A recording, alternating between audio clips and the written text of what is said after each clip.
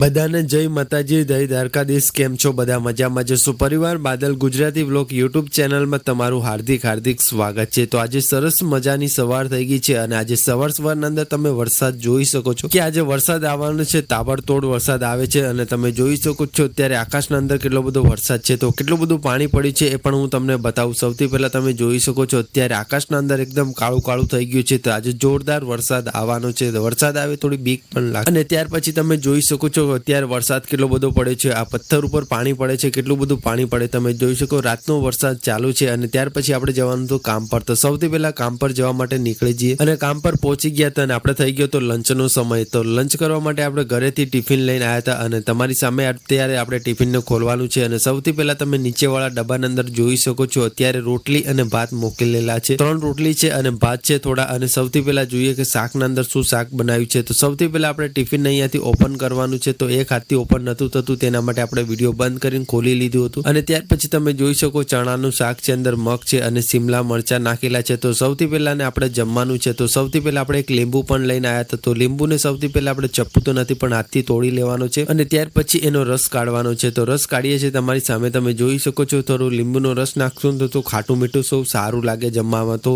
સૌથી પહેલા આપણે જમી લીધી અને ત્યાર પછી થોડા લીંબુ પણ તોડવાના છે। તો મમ્મીને માટે ઘરે લીંબુ લઈ જઈએ તો તમે જોઈ શકો અત્યારે 3 લીંબુ લઈ લીધા છે અને મોટા લીંબુ છે તો તેના માટે આપણે 3 લીંબુ જ લઈ જવાનું। વધારે લીંબુ લઈ જઈએ તો બગડી જાય છે। અને ત્યાર પછી તમને હું બતાવી દઉં કે અહીંયા તમે અમારું લોકેશન જમવા માટેનું ત્યાર જોઈ શકો છો। આ લીંબુનું ઝાડ કેટલું મોટું છે અને બાજુમાં અંદર તમે આંબાનું ઝાડ છે। તો સૌથી પહેલા તમે મેદાન પણ જોઈ શકો છો અને અત્યારે વરસાદ ચાલુ થઈ ગયો છે તેના માટે આપણે અહીંયા જમવા માટે આવ્યા હતા અને અહીંયા જમવા માટે આવીએ તો અહીંયા તો વરસાદ પડે તો ઊભું રહેવા માટે કોઈ પણ જગ્યા નથી। ત્યાર પછી તમે જોઈ શકો છો અહીંયા આપણે કામ કરવાનું છે। તો શું કામ કરવાનું છે એ પણ હું તમને બતાવી દઉં। તો સૌથી પહેલા અત્યારે આપણે લીમડાનો ડાળા કાપવાના છે। તો સૌથી પહેલા ત્યાર પછી તમે જોઈ શકો છો આ લીમડાના દાંતણ હતા એ આપણે તોડી લીધા હતા। અહીંયા તમે જોઈ શકો છો ઘાસ કેટલું બધું થઈ ગયું છે આના અંદર। તો સૌથી પહેલા ઘાસને પણ અહીંયાથી કાપવાનું છે। તો આપણો આ જ કામ છે અને તમને બધાને મારો વ્લોગ પસંદ આવતો હોય તો વ્લોગને એક લાઇક એન્ડ ચેનલને સબસ્ક્રાઇબ કરીને જરૂરથી જવાનું। Thanks for watching guys.